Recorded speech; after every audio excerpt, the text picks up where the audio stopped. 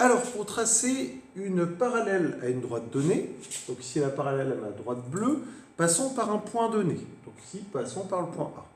Comment faire? Il y a deux méthodes, une nouvelle fois. Il y a la méthode règle et équerre, et on verra dans un deuxième temps la méthode avec le compas et la règle.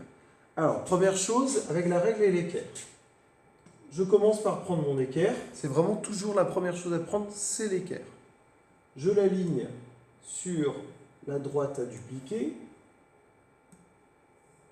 Ouais, c'est à peu près correct. Est-ce que je peux faire mieux? Est-ce que le tableau interactif est un peu sensible? C'est pas mal. Ensuite, je prends ma règle dans un deuxième temps. Je vais l'aligner sur le deuxième pan de mon équerre.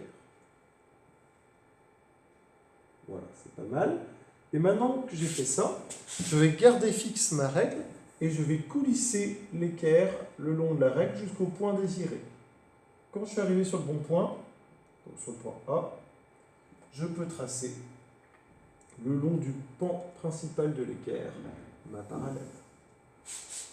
Voilà, je retire les outils pour que vous voyez clair. Voilà, je viens bien de tracer la parallèle à ma droite bleue, passant par le point A. Ça, c'était la première méthode. Méthode peut-être plus compliquée, mais je dirais plus précise, la méthode avec le compas. Donc je reprends à 0. Comment trace-t-on maintenant la parallèle à ma droite bleue, passant par le point A avec mon compas? Alors, le but du jeu, ça va être de commencer par mettre 2 points. Vous les mettez où vous voulez sur la droite bleue. L'idéal étant de les écarter au maximum. Donc voilà. Je vais l'appeler le point B, par exemple, celui-là, et puis un autre point sur ma droite bleue qu'on va appeler le point C.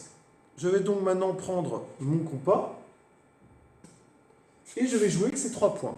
Donc le jeu est assez simple. Je vais prendre comme écart 2 points, comme écart de mon compas, et dans ce cas-là, je pointerai mon compas sur le 3e point. Et je vais faire ça 2 fois.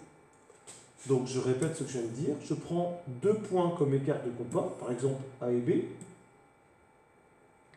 Et puis je pointe mon compas du coup sur le 3e point. Donc, comme j'ai pris comme écart AB, je vais pointer mon compas sur le point C.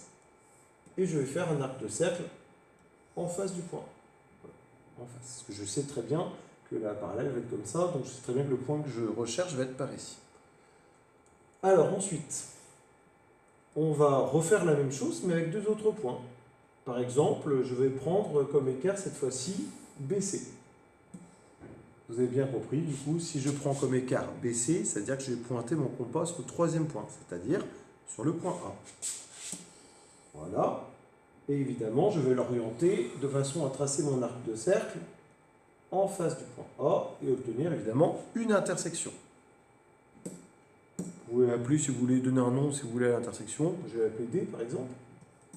Et puis finalement, en traçant la droite AD, j'obtiendrai la parallèle désirée. On vérifie. On change de couleur peut-être. Alors évidemment, voilà, je vais ajuster. Voilà, et j'obtiens bien la parallèle à ma droite bleue, passant par le point A comme on le souhaitait. Voilà, vous savez tout pour les histoires de parallèles. Donc maintenant, ça va être à vous de jouer.